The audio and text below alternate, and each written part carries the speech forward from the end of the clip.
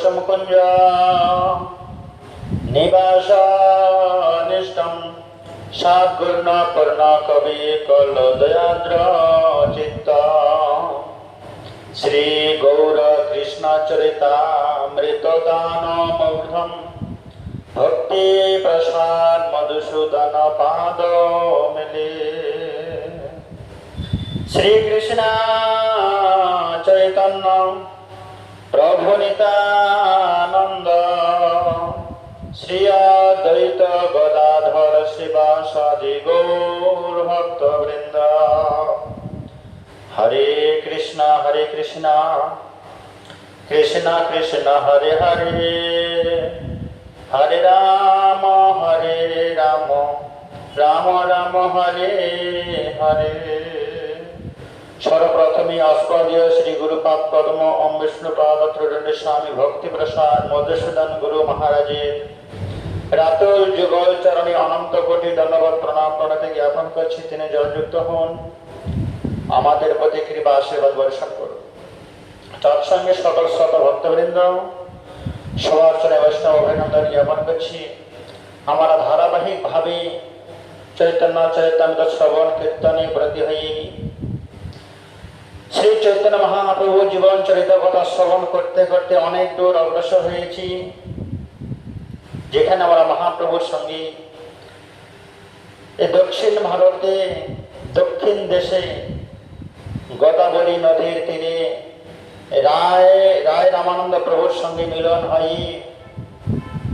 তার শ্রীমঠে আমরা সাধন তত্ত্ব শ্রবণ করতে পারতাম, কেননা মহাপ্রভুর সঙ্গে আমরা সাধন তত্ত্ব শ্রবণ করলাম। মহাপ্রভু কি প্রশ্ন করেছিলেন যে রায় আমাদের সাধ্য বস্তু কি, সাধন কি?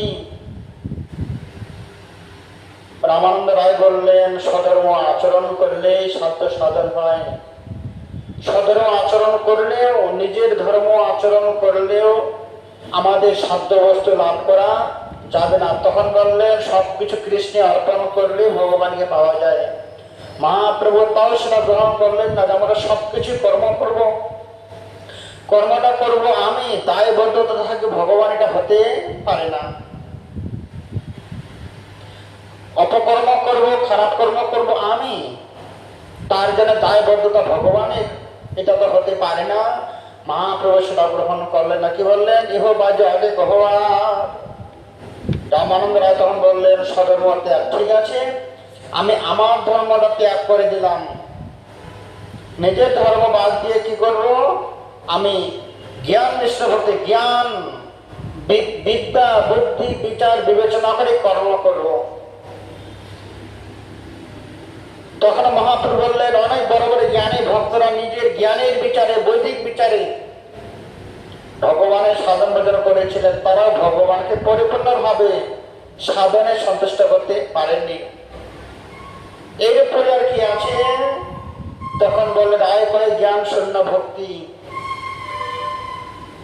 আমি যখন জ্ঞান মার্গী হয়ে ভগবানকে লাভ করতে পারলাম না, আমি জ্ঞান শূন্য হয়ে যাব। কি ভালো মন্দ নাহি জানি, সেবা মাত্র করি। আমি শুধু ভগবানের সেবা করবো, ভগবানের সেবা করবই। আমি তার প্রহরী, আমি তার দাস বাড়ির চাকর। মহাপ্রভু এটা গ্রহণ করলেন। ভগবানের সেবা করা যায় বাস্তবিক অর্থে, কেননা অনেক বড় বড় মহাপুরুষগণ, সাধু ব্যক্তিগণ প্র্যাকটিক্যাল ভাবে ভগবানের সেবা করেছিলেন। অম্বরীশ মহারাজ বিচারটা তাই করতেন, আমি কোনো ব্রাহ্মণ নয়, ক্ষত্রিয় নয়, বানপ্রস্থ সন্ন্যাসী কভু নই। আমি পরীক্ষিত মহারাজ রাজা হয়েও নিজের হাত দিয়ে ভগবানের আরতি সেবা পূজা, মন্দির মার্জন, নিজের পা দিয়ে মন্দির পরিক্রমা, তীর্থ ভ্রমণ, নিজের শরীর দিয়ে ভগবানের শাসনে দণ্ড প্রণাম, মস্তক দিয়ে ভগবানের চরণ আত্মনিবেদন, চক্ষু দিয়ে ভগবানের দর্শন, কর্ণ দিয়ে ভগবান নাম কীর্তন শ্রবণ এবং মুখ দিয়ে ভগবানের কথা প্রসার করেছিলেন। সর্বাঙ্গ দিয়ে ভগবানের সেবা করেছিলেন। এটাই তো ভগবানের সেবা। মহাপুরুষরা গ্রহণ করলেন, হ্যাঁ ভগবানের সেবা দ্বারাই সেব্য বস্তু লাভ করা যায়। তথাপিও কিভাবে সেবা না করবো? আমি যে আপনার সেবা করব, আপনার সঙ্গে আমার রাস্তায় দেখা, রাস্তায় পরিচয়, তো আপনার সাথে তো আমার একটা সম্বন্ধ করতে হবে, ওই কাকাবাবু না জেঠু না মেসো না দাদা, কিছু একটা সম্বন্ধ তো করে আপনাকে আমি নিমন্ত্রণ করব, আপনি সেটা স্বীকার করবেন, একটা সম্বন্ধ চাই। রাস্তাঘাটে কোনো মানুষকে একটা খাবার দিলাম, সে কি খাবে? কেন? তার সাথে আমার কোনো সম্বন্ধটা নেই। সম্বন্ধ জ্ঞান নাহি যার, বৃথায় জন্ম গেল তার। কাউকে কিছু দিতে গেলে একটা সম্বন্ধ করতে হবে। কি সম্বন্ধ? মহাপ্রভু বললেন, হে রামানন্দ, যদি সম্বন্ধ না করি তাহলে তো ভগবান আমার সেবা গ্রহণ করবেন না। কি সম্বন্ধ করব? যে প্রেম সম্বন্ধ, তার সঙ্গে প্রেম করব, তার সঙ্গে আমি দাস্য প্রেম করব। দাস্য প্রেম করলে কি হবে? হে প্রভু, আপনি আমার প্রভু, আপনি আমার মালিক, আমি আপনার ভৃত্য, আপনি আমার বাড়িতে আসুন, পদার্পণ করুন, আমি আপনার সেবা করব।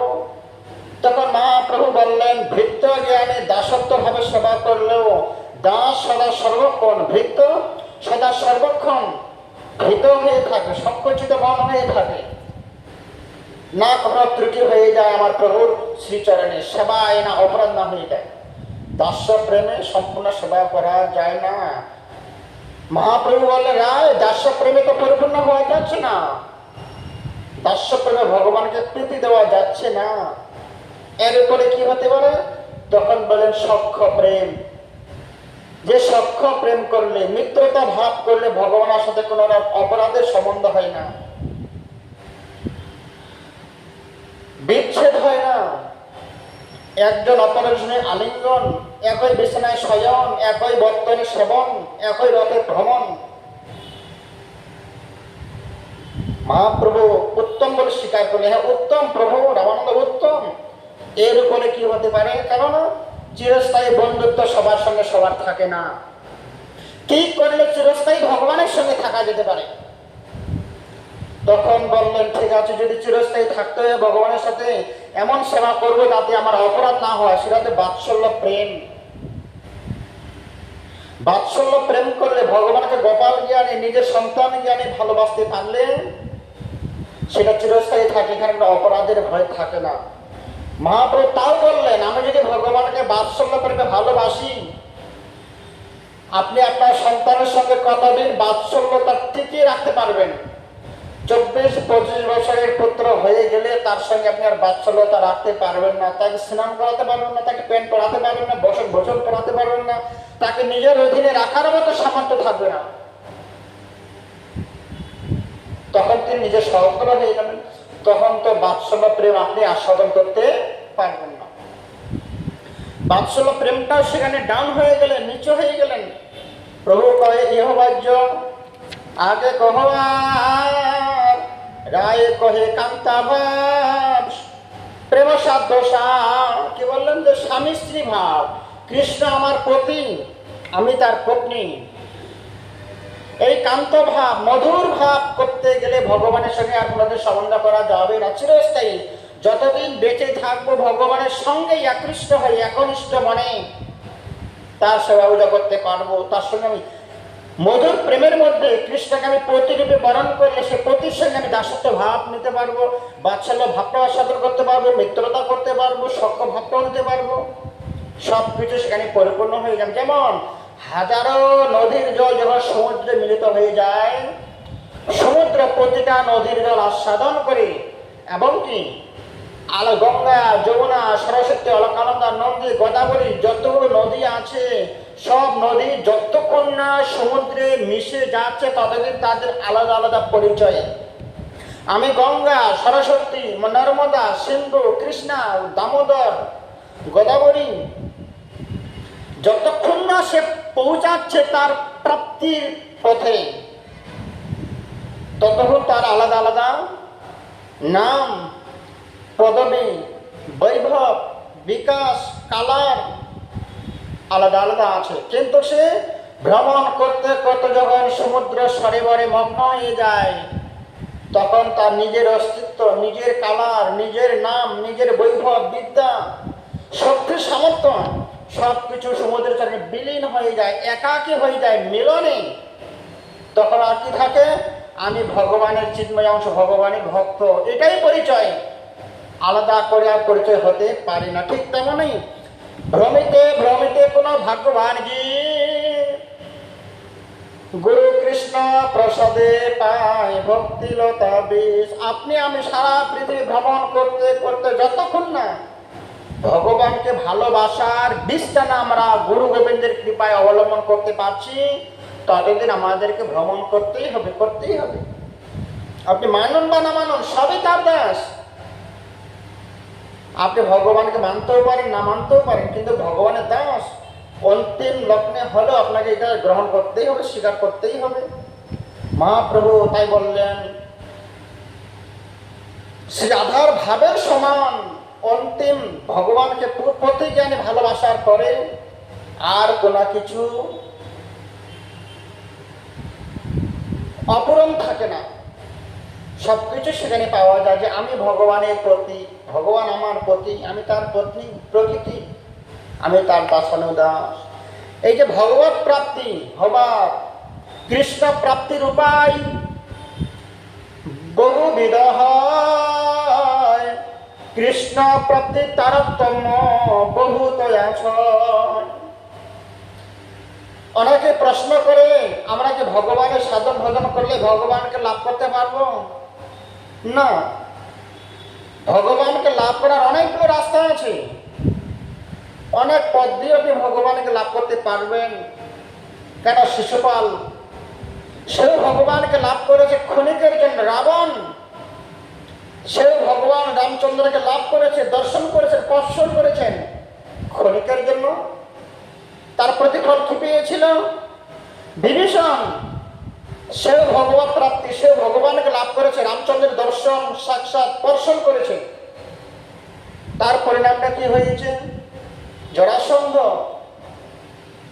দন্তবক্র, কংস এরাও ভগবানকে দর্শন করেছে, তার পরিণামটা কি হয়েছে? ক্ষণিকের জন্য তারা ভগবানকে দর্শন করলেও, চিনতে পারলেও অনুভব করতে পারেনি যে সে ভগবান।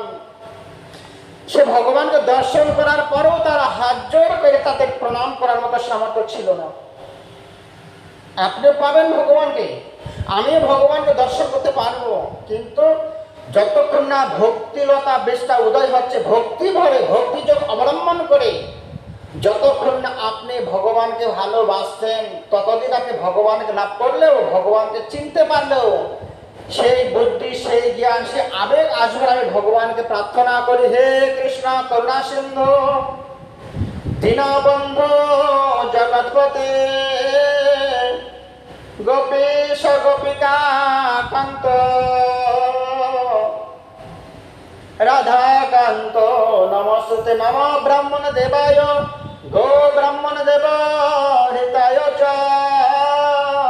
জগদ্ধিতায় শ্রীকৃষ্ণায় গোবিন্দায় নমো নমঃ।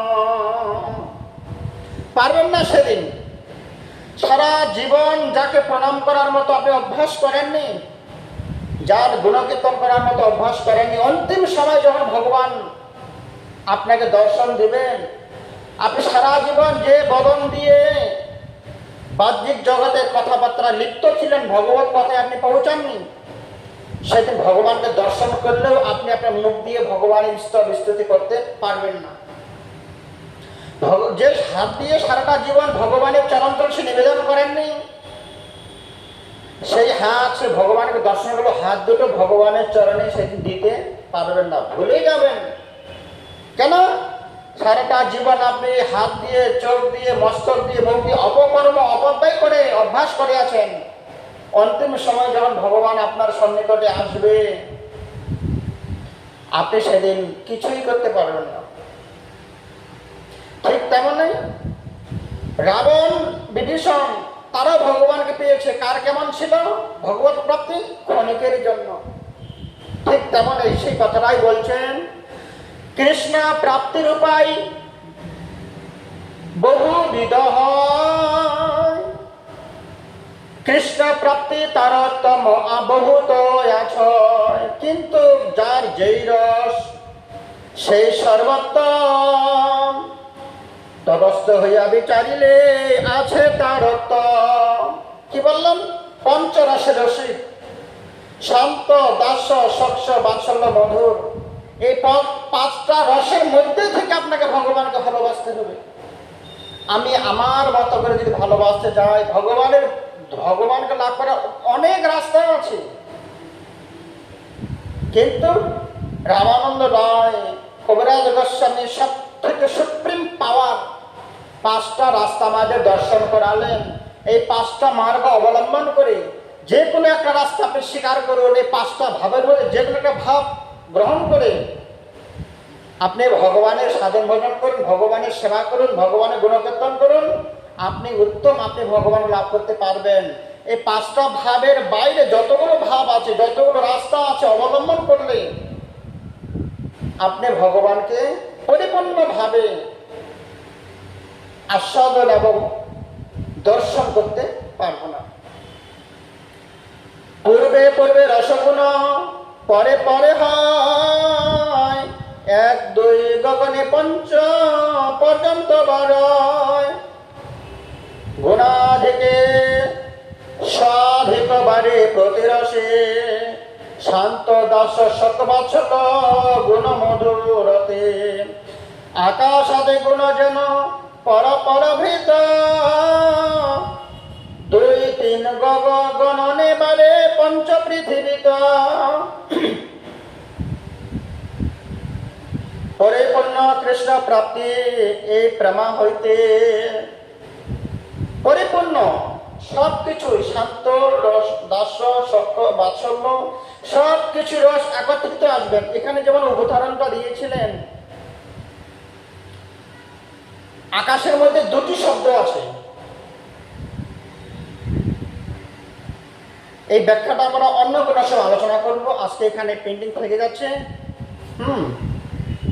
মই ভক্তির হে ভূতা নাম মৃতায় কল্পতে, দৃষ্টা যদা সংস্নেহ ভবতি না মদাপন।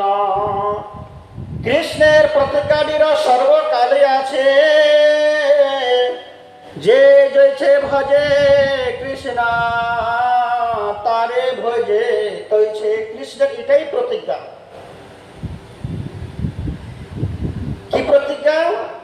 যে ভক্ত আমাকে ভাব নিয়ে আমার সাধন ভজন করবে, সে ভাব অবলম্বন করে আমি তার কাছে উপস্থিত হব, তাকে দর্শন দেব। এই প্রেমের অনুরূপ না পারে ভজিতে, একমাত্র যে নিহায় কহে ভাগবতে।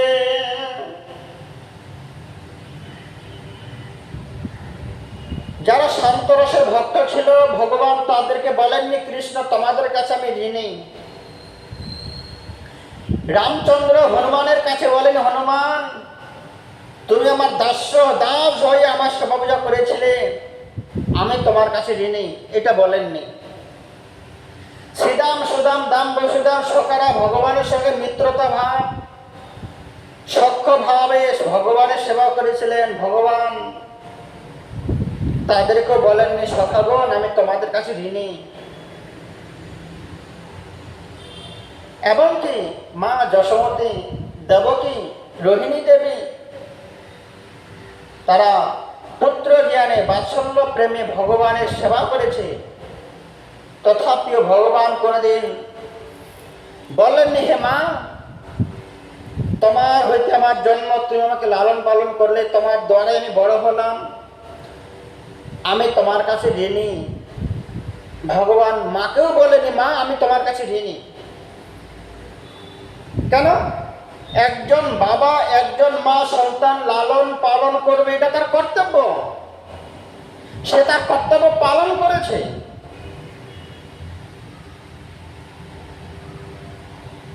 এটা সন্তান মায়ের কাছে ঋণী হয়নি, কারণ এটা তার কর্তব্য সাধন করেছে।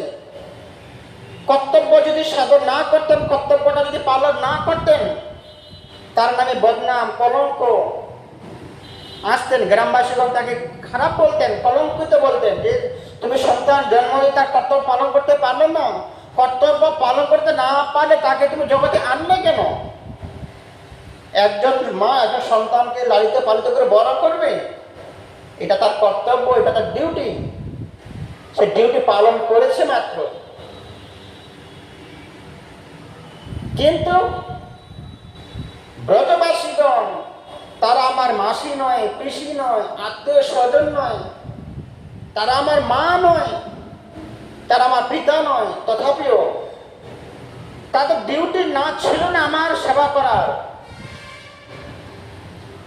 যেমন আপনারা যারা গৃহী ভক্ত,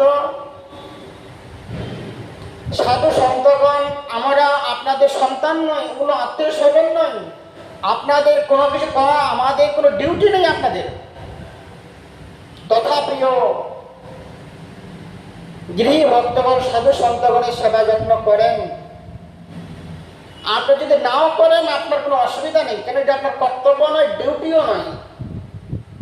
কিন্তু আপনি আপনার ডিউটি ছাড়াও নিঃস্বার্থভাবে সাধু সন্তগণের সেবা করছেন। কারা? গৃহী ব্যক্তগণ। সেই জন্য সরস্বতী প্রভুপাদ তার একটা চিঠিতে লিখেছেন, গৃহী ভক্তগণ আমাদের পিতামাতা না হলেও আমরা তাদের কাছে ঋণী। কেন? তারা নিঃস্বার্থভাবে আমাদের সেবা করছেন, নিঃস্বার্থভাবে প্রেম করছেন। নিজের কষ্টের অর্জিত ধন নিজে গ্রহণ না করে মঠ মন্দিরের সাধু সন্তগণের কাছে নিবেদন করছেন তাদের সেবার জন্য। আমরা তাদের কাছে ঋণী, তাদের মঙ্গলের জন্য, তাদের কল্যাণের জন্য। আমাদের হরিভজন বেশি বেশি করে করতে হবে, যাতে কল্যাণ আমরা তাদের করতে পারি। দেওয়ার কিছুই নেই। বিভিন্ন ভক্তগণ মহাপ্রভুর কাছে যেতেন, মহাপ্রভুর সেবার জন্য ফল মূল মিষ্টি দিতেন। কিন্তু মহাপ্রভু বলতেন, আমি তো সন্ন্যাসী, আমার কাছে ধন দৌলত কিছু নেই, আপনারা আমার কাছে এসেছেন, অনেক কিছু আমাকে প্রদান করলেন, কিন্তু আমার তোমাদেরকে আলিঙ্গন দেওয়া ছাড়া আর কিছুই আমার কাছে ধন সম্পদ নেই, কিছু দেওয়ার নাই। শুধু দিনও আলিঙ্গন, তোমাদের শুধু আলিঙ্গন করে তোমাদের সন্তুষ্ট করলাম, আমার দেওয়ার কিছু নেই। তেমনই ভগবান বিষ্ণু বৈকুণ্ঠপতি ভক্তদেরকে বলেননি আমি তোমাদের কাছে ঋণী। ভগবান রামচন্দ্র অযোধ্যাবাসীদের কাছে বলেননি, হে অযোধ্যাবাসীগণ আমি তোমাদের কাছে ঋণী, তোমার সেবায় সন্তুষ্ট হয়েছি, বলেননি। কে বলেছিলেন? কেবল ভগবান শ্রীকৃষ্ণ হাত জোর করে ব্রজবাসীগণের চরণে বলেছিলেন, হে ব্রজবাসীগণ তোমাদের সাথে আমার কোনো সম্বন্ধই ছিল না, জড়ে জগতে কোনো সম্বন্ধ নেই। আমার মা যশোমতী, সে আমার মা, তার সাথে আমাকে রক্তের সম্বন্ধ আছে, মায়া মমতা আছে, তার ডিউটি ছিল আমাকে লালন পালন করার জন্য। মা এবং সন্তানের মধ্যে একটা স্বার্থ থাকে। কিন্তু হে ব্রজবাসীগণ, ললিতা বিরাগের সখীগণ, তোমাদের সঙ্গে আমার কোনো সম্বন্ধ নেই, নিঃসম্বন্ধ। তোমরা শুধু আমাকে ভালোই বেসেছিলে, আমার সেবাই করেছিলে, সেই জন্য আমি তোমাদের কাছে ঋণী। এই প্রেমের অনুরূপ না পারে শোধিতে, এই প্রেমের বিন্দু মাত্র আমি শোধ করতে পারব না, আমি চির ঋণী থেকে গেলাম তোমাদের কাছে। অতএব ঋণী কহে ভাগবতে। ভগবান বললেন, হে ব্রজবাসীগণ তোমরা নিজের সন্তানকে মাখন মিশ্রে না সেবা করিয়ে আমার সেবা করেছে, আমি তোমাদের কাছে ঋণী। এই ঋণ শোধ আমি কোনোদিনও করতে পারবো না। একদিন প্রবাস তীর্থে ভগবান শ্রীকৃষ্ণ রাধারানীর কাছে চেয়েছিলেন, রাধে আমি তো তোমাদের কাছে ঋণী, তোমরা যদি নিজেরাই আমাকে ঋণ থেকে মুক্ত করে না দাও তাহলে আমি সাধন ভজন করে তোমাদের ঋণ কোনোদিন শোধ করতে পারবো না। রাধারানী বলছেন, না তুমি ঋণী যখন হয়েছ, ঋণী তোমাকে পূর্ণ করতে হবে, ঋণ তোমাকে চোকাতেই হবে, ঋণ পরিশোধ করতেই হবে, আমরা তোমাকে ঋণ থেকে মুক্ত করে দিতে পারি না। শ্রীমতী রাধা ঠাকুরানী ভগবান শ্রীকৃষ্ণকে ঋণ থেকে মুক্ত করে দেননি, ঋণী রেখেছিলেন। কার কাছে ঋণী? রাধারানীর কাছে, সখীগণের কাছে, ব্রজবাসীগণের কাছে ভগবান ঋণী। যদ্যপি কৃষ্ণ সৌন্দর্য মাধুর্য যুক্ত, ব্রজ দেবীর সঙ্গে তার পারয় মাধুর্য। প্রভু কয়ে এই শব্দ বোধি শুনিস, কৃপা করি কহ যদি আগে কিছু হয়। মহাপ্রভু স্বীকার করলেন যে ভাব নিয়ে ভগবানের সেবা করলে ভগবান ঋণী হয়ে যায়, এরপরে আর কিছু থাকতে পারে না। তথাপিও হে রামানন্দ রায়, তোমার মুখে অমৃত ধারা বইছে, এরপরে যদি কিছু থেকে থাকে তুমি আমাকে শ্রবণ করো। তোমার মুখে কৃষ্ণ কথা শ্রবণ করতে করতে আমার মন পরিপূর্ণ হচ্ছে না, দিন দিন সময় সময় উৎকণ্ঠা বেরিয়ে যাচ্ছে, লালসা বেরিয়ে যাচ্ছে। হে রামানন্দ রায়, যদি কিছু থেকে থাকে সেটা আমাকে শ্রবণ করাও, কৃপা করি কহ যদি আগে কিছু হয়। এতক্ষণ ধরে আদেশ করছিলেন এরপরে বলো রায়, এর উপরে বলো, কিন্তু এবারে কি বললেন? মহাপ্রভু হাত জোর করে রামানন্দকে প্রার্থনা করছিলেন, রামানন্দ এর উপরে যদি কিছু থাকে সেটা তুমি আমাকে শ্রবণ করাও, আমার শ্রবণ করে পিপাসা দূর হচ্ছে না। রায় কহে ইহার আগে পুছে কোন জনে, একদিনও নাহি জানি আছো এ ত্রিভুবনে। রামানন্দ রায় বলছে, প্রভু যে ভাব নিয়ে সেবা করলে ভগবানকে ঋণী করা যায়, এর উপরে কিছু আছে এরকম প্রশ্ন করার কোনো ব্যক্তি নেই। রাধারানীর প্রেমের উপরে কিছু থাকতে পারে, কোনো মানুষের সামর্থ্য নেই সেটা জিজ্ঞাসা করার মতো, প্রশ্ন করার মতো।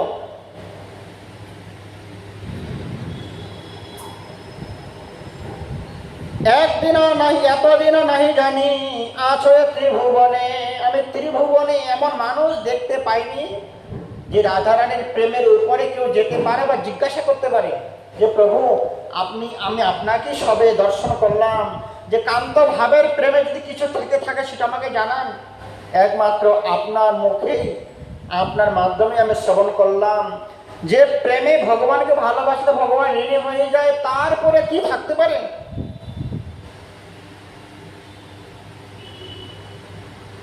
ইহার মধ্যে রাধা প্রেম সত্য শ্রীরামনে, যাহার মহিমা সর্বশাস্ত্রে কে বাখানি। অন্তিম লগ্নে যে রাধা প্রেম,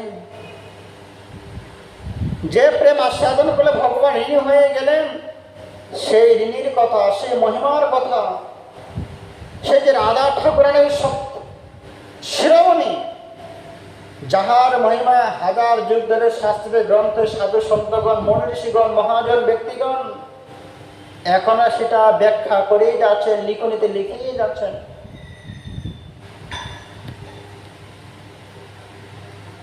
যথা রাধা প্রিয়া বিষ্ণু তস্যা কুণ্ডং প্রিয়ং তথা,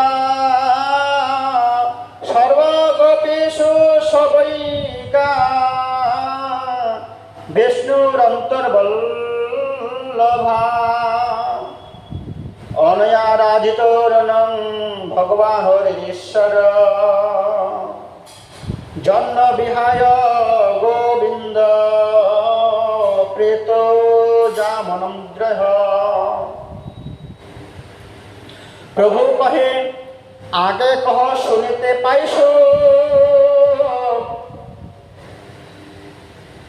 অপূর্বামৃত নদী বহে তোমার শ্রীমুখে।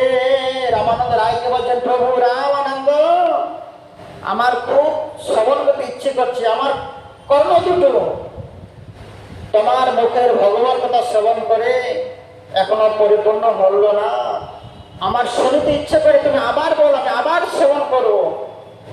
চুরি করি রাধাকে নীল গোপীগণের ডরে, অন্যাপেক্ষা হইল প্রেমের গারতনা সুরে। রাধা লাগে গোপের যদি সাক্ষাৎ করিতে, তবে জানি রাধায় কৃষ্ণের গায় অনুরাগ। রায় কহে তবে শোনো প্রেমের মহিমা, ত্রিজগতে রাধা প্রেমের নাহি কয় উপমা। যখন মহাপ্রভু প্রশ্ন করলেন, রাধা প্রেম আস্বাদন করার পরেও, রাধা প্রেম গ্রহণ করার পরেও, ভগবান বিলীন করার পরে যদি কিছু থেকে থাকে রামানন্দ, সেটা তুমি আমাকে শ্রবণ করাও। তখন রামানন্দ রায় বললে, প্রভু আপনি যদি শ্রবণ করতে চাচ্ছেন, আমি আবার তোমাকে শ্রবণ করাচ্ছি। কি বলছেন? তবে জানি রায় কহে, তবে শুনো প্রেমের মহিমা। ত্রিজগতে রাধা প্রেমের নাহি কয় উপমা। ত্রিজগতে রাধা প্রেমের উপরে কোনো কিছু থাকতে পারে না। এইভাবে কবিরাজ গোস্বামী বর্ণন করেছিলেন, রামানন্দ রায়ের শ্রীমুখে বর্ণন করেছিলেন, সেটা আমরা শ্রবণ কীর্তন করলাম। বাকি অংশটুকু আমরা আগামীকালকে আবার শ্রবণ করব। আজকে আমাদের এখানে সময় সমাপ্তি। আপনারা সবাই ধৈর্য সহকারে শ্রবণ কীর্তন করবেন। সবার কাছে প্রণাম নিবেদন করছি। জয়যুক্ত হন। ভালো লাগলে আপনারা আপনাদের প্রিয়জনদেরকে শেয়ার করবেন। হরে কৃষ্ণ। বাঞ্ছা কল্পতরুভ্যশ্চ কৃপা সিন্ধু ভয়েবচ পতিতানাং পাবনেভ্যো বৈষ্ণবেভ্যো নমো নমঃ। হরে কৃষ্ণ কৃষ্ণ কৃষ্ণ হরে হরে, হরে রাম রাম রাম রাম হরে হরে। হরে কৃষ্ণ।